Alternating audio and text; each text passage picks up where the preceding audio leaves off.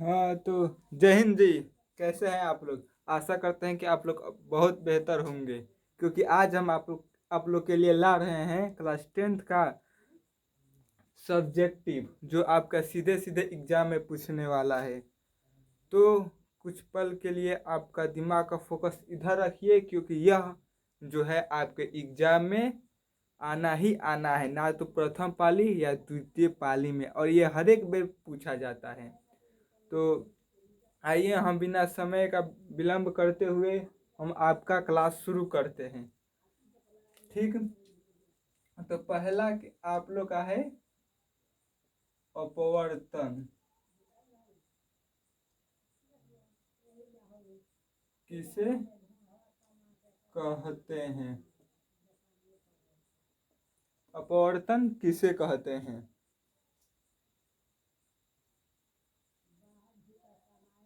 तो देखिए, अपवर्तन किसे कहते हैं। आपको हम जब जब प्रकाश की किरण एक माध्यम से दूसरे माध्यम में जाता है तो उसका वेग और दिशा में परिवर्तन आ जाता है। या ऐसे मान लीजिए कि देखिए, ये कोई हम कांच मान लेते हैं, तो कांच के ऊपर वाला सघन विरल मान लेते हैं और नीचे वाला सघन।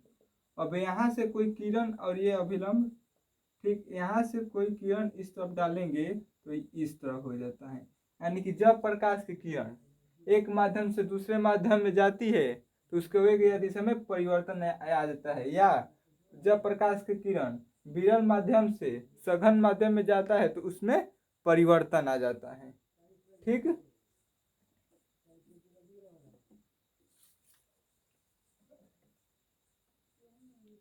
तो आइए हम इसको मिटा देते हैं। ठीक।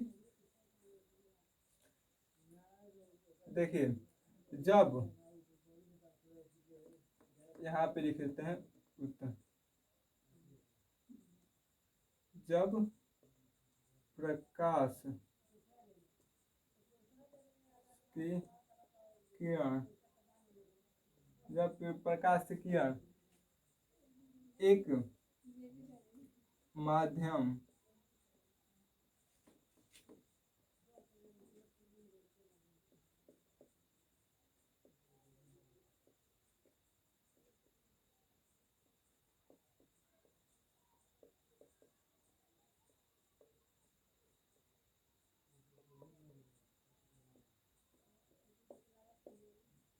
जब प्रकाश की किरण एक माध्यम से दूसरे माध्यम में जाती है तो उसके वेग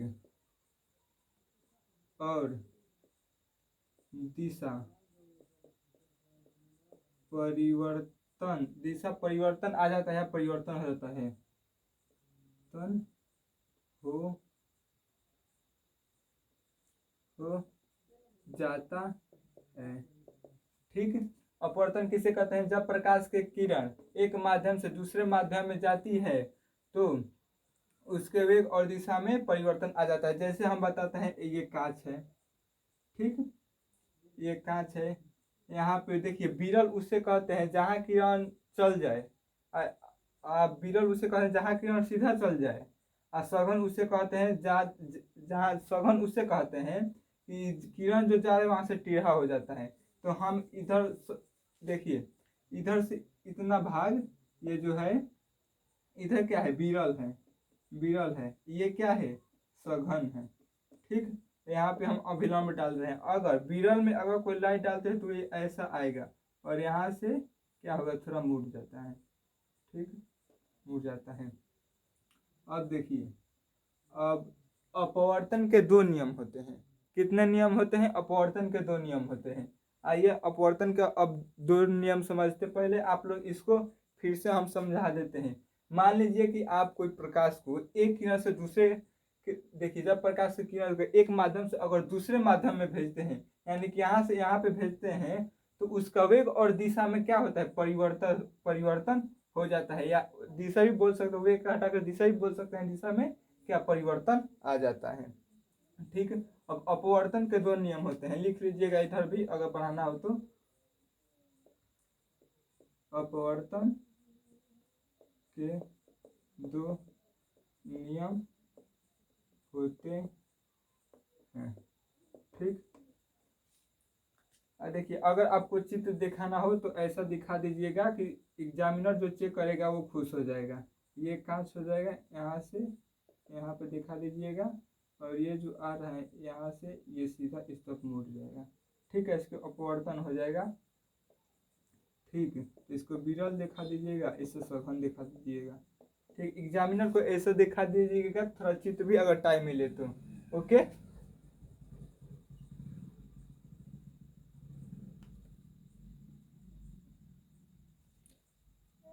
अब चलिए आज का दूसरा क्वेश्चन देखते हैं क्या है।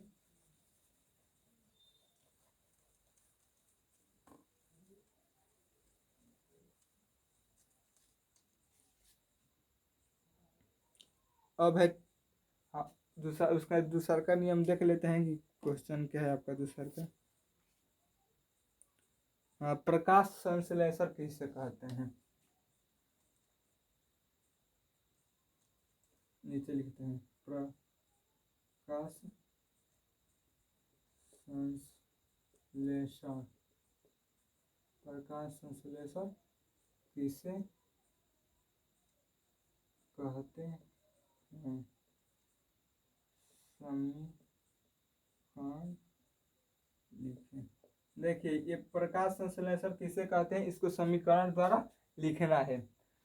देखते हैं कि जब कोई पौधा रहता है, मान लीजिए यहाँ पे क्या है, कोई पौधा है, कोई पौधा है, ये पौधा का भोजन कैसे प्राप्त होता है? ठीक, तो देखिए, ये पौधा जो अपना भोजन किस तरह प्राप्त करते हैं, कैसे कैसे अपना अंदर भोजन बनाते हैं, क्या मतलब इनकी पूरी प्रक्रिया कैसी होती है? तो आप पौधे के लिए हमें क्या जरूरी है? तो जल जरूरी है, कार्बन डाइऑक्साइड जरूरी है, और सूर्य की जो आने वाली प्रकाश की किरण जरूरी है। यह मिलकर जो है कार्बोहाइड्रेट का निर्माण करते हैं, जिन्हें हम प्रकाश संश्लेषण कहते हैं। देखिए, इनके जल जल प्रकाश और कार्बन डाइऑक्साइड जरूरी है, और जिसे ये कार्बोहाइड्रेट का निर्माण करते हैं। तो हम आइए इधर आपको अब क्या करते हैं, परिभाषा लिखवा देते हैं। देखिए, पौधों को लिख सकते हैं, पौधों को जल प्रकाश और वर्ण विक्षेपण, वर्णहरित वर्णहरित। देखिए, वर्णहरित, इसको क्लोरोफिल भी बोलते हैं, जिसे आपका जो पत्तियां होती है हरा होती है। ये आपका एग्जाम में जो ऑब्जेक्टिव में पूछता है कि मतलब जो पत्तियां होती है हरा क्यों होती है, तो क्लोरोफिल के कारण। किसे? क्लोरोफिल के कारण क्या आपका पत्तियां हरा होती है। तो देखिए, पौधों को जल प्रकाश क्लोरोफिल और कार्बन डाइऑक्साइड,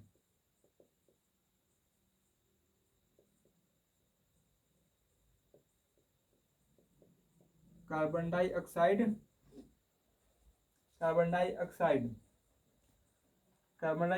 क्या करता है? ग्रहण करने के बाद वो कार्बोहाइड्रेट का निर्माण करता है।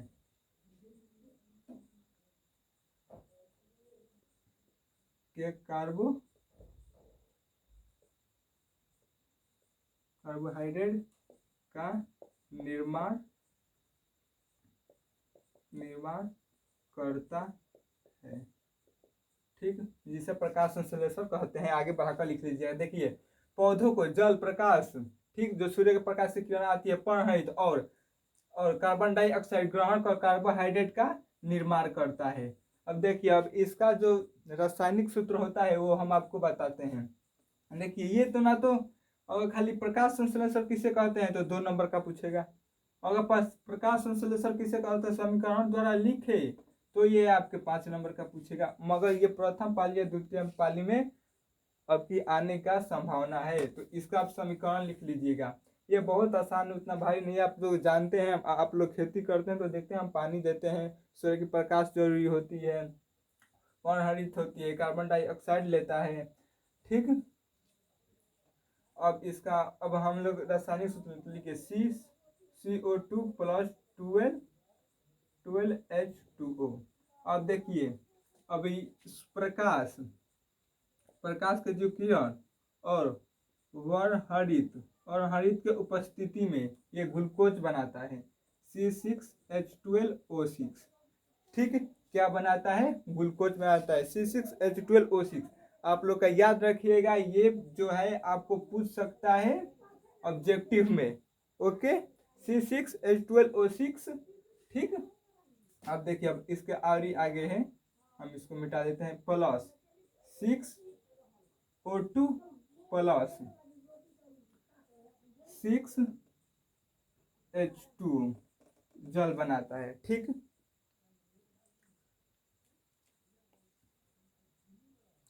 आप लोग का ये जो समीकरण है याद करना होगा। ये समीकरण जो आपका ये याद रखिएगा, आपका ये पूछ सकता है। ठीक, कि ग्लूकोज का रासायनिक सूत्र क्या होता है।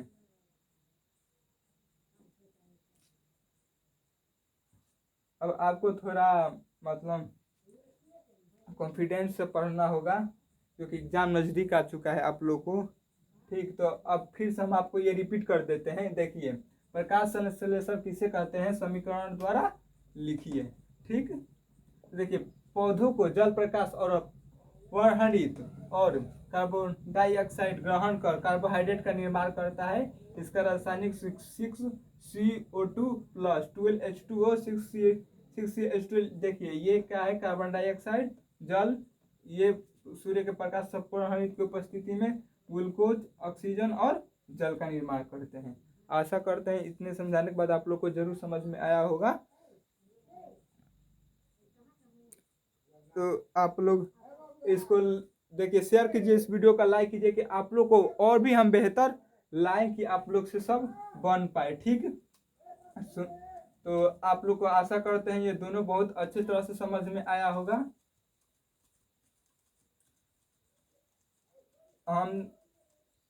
तो हम आपको एक चीज बताना भूल गए, कि जो अपवर्तन के कितने नियम है। तो लिखिए, अपवर्तन के नियम। अपवर्तन के नियम। अपवर्तन के दो नियम होते हैं। अपवर्तन के दो नियम होते हैं। अपवर्तन के दो नियम है। पहला लिखिए, देखिए, पहला ये होता है, मान लीजिए ये विरल है और ये सघन है। ठीक, ये अभिलंब है। तो ये जो अपवर्तित किरण आ रही है, तो विरल में इस तरफ झुक जाएगी। अपवर्तित किरण अभिलंब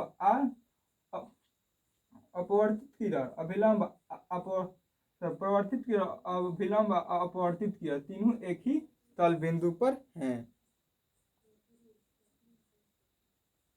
क्या? तो आपतित किरण और अपवर्तित किरण और अभिलंब तीनों एक ही तल बिंदु पर हैं। तो लिखिए, आपतित किरण और अभिलंब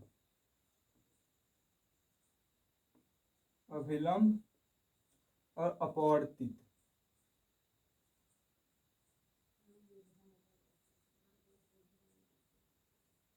अपवर्तित किरण एक ही तल बिंदु पर है। ठीक,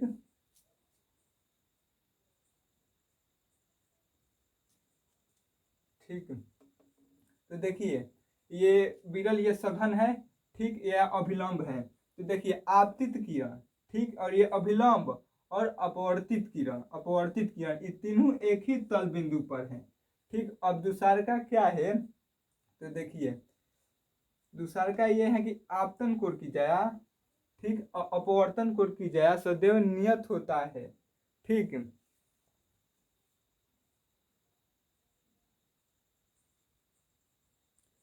तो लिखिए दूसरा का। इधर आप लोग को हम बहुत इजी से बता रहे हैं कि समझ में आओ, और इतना लिख दीजिएगा तो 2 नंबर मिल जाएगा। मगर हाँ, अगर आप बिहार बोर्ड से एग्जाम दे रहे हैं तो आप लोग का सुंदर राइटिंग होना चाहिए। ठीक, और ये चित्र बना दीजिएगा तो आप लोग का एग्जामिनर खुश हो जाएगा और पूरा मार्क्स देगा। ठीक, तो अब दूसरा का नियम लिखिए। तो अपवर्तन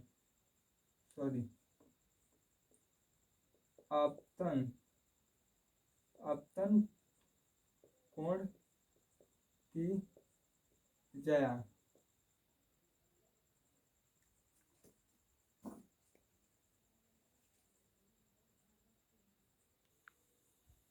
हाँ, तो देखिए आपतन कोण की जया और अपवर्तन अपवर्तन कोण कोण की जया जया सदैव नियत नियत होती है।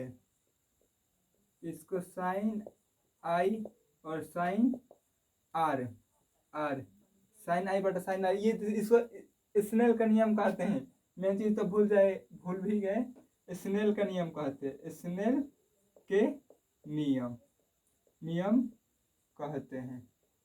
देखिए अगर बोलेगा कि स्नेल का नियम क्या कहते हैं तो इतना लिखकर ये वाला आपको लगा देनी है। ठीक, स्नेल के नियम और अपवर्तन के कितने नियम होते हैं तो आप ये लगा दीजिएगा। ठीक, तो अब आप चलते हैं आपके तीसरा का क्वेश्चन पे।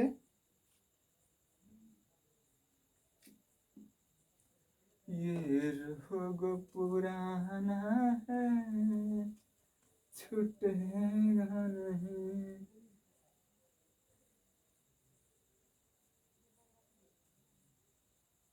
आपकी मेहनत ही आपकी सफलता है, इसलिए मेहनत कीजिए। ठीक, अब आते हैं आपके तीसरा का क्वेश्चन। तीसरा, तारे क्यों टिमटिमाते हैं? तारे क्यों टिमटिमाते हैं? अब ये है आपका तीसरा का क्वेश्चन, तारे क्यों टिमटिमाते हैं। तो देखिएगा, तारे इसलिए टिमटिमाते हैं क्योंकि पृथ्वी से, ये पृथ्वी हो गया और ये तारा हो गया। ठीक, पृथ्वी से और ये कोई परत हो गया, मान लीजिए कोई परत है। ठीक, तो देखिए पृथ्वी से जब सूर्य कहती है तारा, यानी कि इस तारा स्टार का जब हेथी आता है, किरण आती है ना, तो आप जानते हैं पृथ्वी में कितने परत है, इस सारे परत से गुजरती आती है, यानी कि सीधा आती है और परत के जो धूल कण होते हैं उसके कारण टेढ़ी हो जाती है। आपको मालूम है कि हमारा पृथ्वी पर कितने परतें होते हैं, कुल अपना पृथ्वी का परत बांटे हुए हैं। ठीक, मंडल का जो परत है वो बांटे हुए हैं। ठीक, तो आइए हम आपको लिखवाते हैं कि सबसे पहले तो आप यह जान लीजिए कि वायुमंडलीय अपवर्तन के कारण तारे टिमटिमाते हैं। ये आप लोग ऑब्जेक्टिव में पूछता है कि तारे क्यों टिमटिमाते हैं, तो लिखिएगा वायुमंडलीय अपवर्तन के कारण। तो अब आइए हम आपको लिखवाते हैं इसका उत्तर। तो देखिए लिखिएगा पहले कि पृथ्वी से तारा अधिक दूरी पर होने के कारण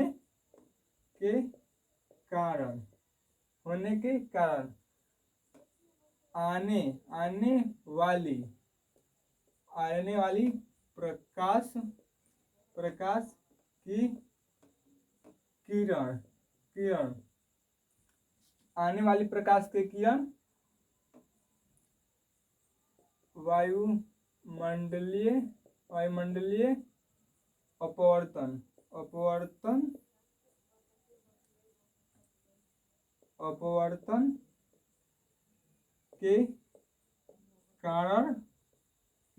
अपवर्तन के कारण क्या तारे टिमटिमाते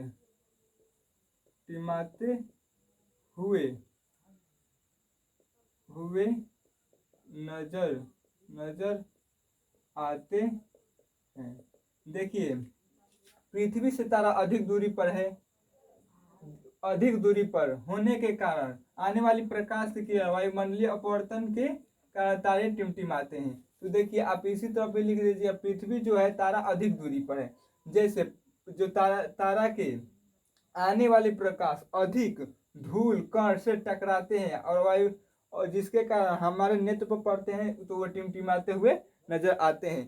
तो आप क्या कहिएगा कि आने वाले स्टार यानी तारा का प्रकाश के किरण धूल कण, क्योंकि पृथ्वी से वो बहुत दूरी पर है, पृथ्वी से बहुत दूरी पर है, इसलिए आने वाले प्रकाश के किरण हो गया, तो आने वाले प्रकाश के किरण अधिक धूल कण और तारा का सामना करना पड़ता है। यही क्या कहते हैं, तारे इसलिए ही टिमटिमाते हैं। तो जब बस रहने देते हैं।